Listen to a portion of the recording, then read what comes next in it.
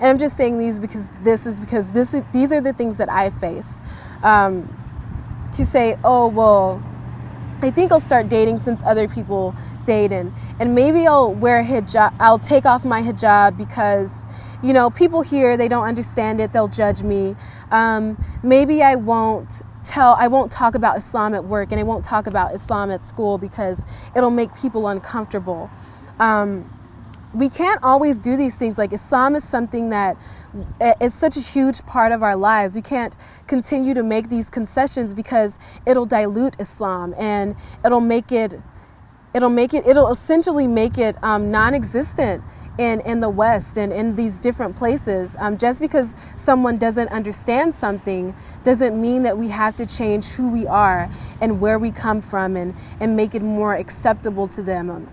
We can't do that with Islam because it's such a huge part of who we are. I think a solution to that problem could be to show Islam through action. Make good dawah. Show Islam through action. This is something that I struggle with because I'm not necessarily always the best Muslim. But I think that if we're kind to others, if we're respectful to others, they definitely notice. And they the more good Muslims, the more polite Muslims, the more faithful and accepting and open Muslims. That's very important, being open to other people. No matter what their religion is, being respectful to them. The more that they have these positive experiences with Muslims, the more that they'll sort of feel like, oh, well, Islam may be a good thing. You know, Muslims aren't what the media portrays them to be. Muslims are kind and accepting. But we can't we have to be careful when we do that, because we can't take Islam and say, oh, well, I'm Muslim, but I'm also the greatest epitome of pop culture. You know, I wear jeans and I listen to, you know, I like Justin Bieber too, and I do all of these different things.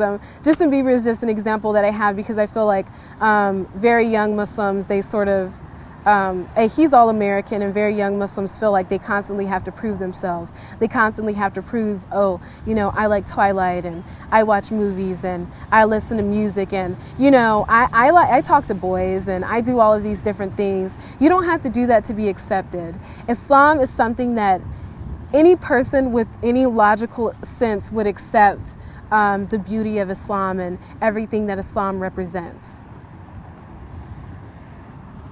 I think another issue in the Muslim world is this sort of racism and this arrogance and nationalism. It's dividing the ummah. Islam knows no particular race.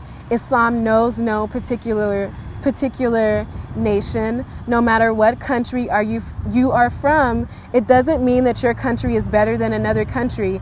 And although we can celebrate the diversity that is in Islam and all of the different cultures that we have, and the clothes and the languages and the different food that we eat, there's no language or food or culture or article of clothing. I mean, these are such menial things. These are not the things that are most important in Islam, and there's no one culture that is superior to another culture. And if we continue to fight over whose language is best and whose culture is best, and we continue to separate and isolate ourselves from each other, we'll just become more divided as a community. We definitely need to be more open to educating ourselves about other cultures. We need to be less prejudiced to people of other orientations, of other sexes, of other ethnicities, of other colors. We need to be more accepting to these people and see that Allah subhanahu wa ta'ala has created, He's put this beauty in everyone of creation. When you say that your ethnicity is better or your color is better than another person's color, Allah subhanahu wa ta'ala created that person. What are you saying about what He has put on this earth? Are you saying that it's not good enough? Are you saying that you are better than another person? Are you saying that you'll completely ignore the things that Islam says about arrogance? the things that Islam says about pride, the things that Islam says about having one drop of arrogance in your heart. If you think that you're better than another person because of maybe the language that you speak or the country that you're from or the color of your skin, you are being arrogant towards them. And racism doesn't just take one drop. It takes a lot. It takes a lot of pride, and it takes a lot of arrogance. And it also takes one person oppressing another person. So I think that that's something that we definitely need to address as a community. I think that in terms of e-racism, which is basically erasing racism, education is going to be the key. It's going to be very important. If a person makes these assumptions about someone else based on what they've been taught or what they believe that may not necessarily be true, they need to be educated about the beauty of different cultures and about the nature of people in general, and seeing the race as one. There's only one race, the human race. There's not different races. There's only one race. And I think it's very interesting because, especially in the West, Muslims are judged all the time.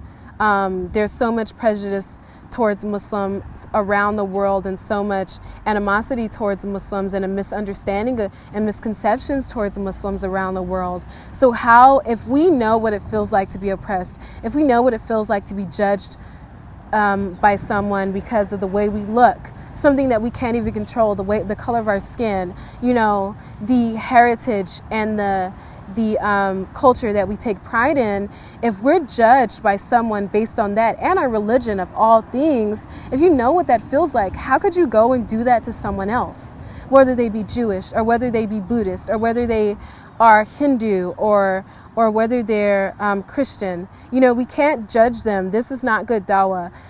We can bring people to Islam by being accepting of them, and we can bring the Muslim community closer together by being more receptive and being accepting of Muslims, no matter how they look or where they come from. In terms of spreading Islam and making good dawah, I personally have lots of religious goals that, inshallah, I hope to achieve in this world. I want to learn Arabic.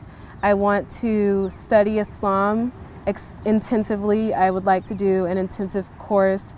I want to memorize the Quran, and I want to share that. And I want to share that with the people around me. I think in terms of spreading Islam, it's being accepting and open is so, so important. If you are Muslim and you're representing Islam and you're speaking down to people and telling them that everything that they do is wrong and everything that they believe is wrong, they will become defensive, and they'll want to defend themselves. They will not be receptive to Islam. In terms of dawah, I have lots of religious goals that I'd like to see in this world, inshallah. I would like to memorize Quran, learn Arabic, and I'd love to take an intensive course in Islam and to learn about the Hadith and Quran and all of the stories, all of the theological stories about Islam.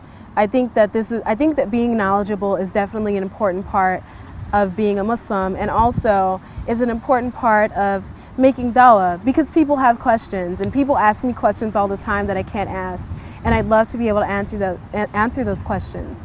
In terms of dawah, in terms of spreading Islam across the world, I think that it's just important that we set a good example. So constantly telling people from other religions or people who have no religion that they're always doing something wrong, that what they believe is not true, and sort of telling them that, they're not right. They're not right. Everything that you're doing is wrong. Everything that you believe is not true. And being argumentative, this will not make them accepting. This will not help them to accept Islam. It'll just make them it'll make them defensive. They'll want to defend themselves. It won't give a good impression of what it's like to be around Muslims. And we as Muslims are the greatest example of what of Islam and how beautiful it is, and how it and the place that it has in a community and the place that it has in the nation.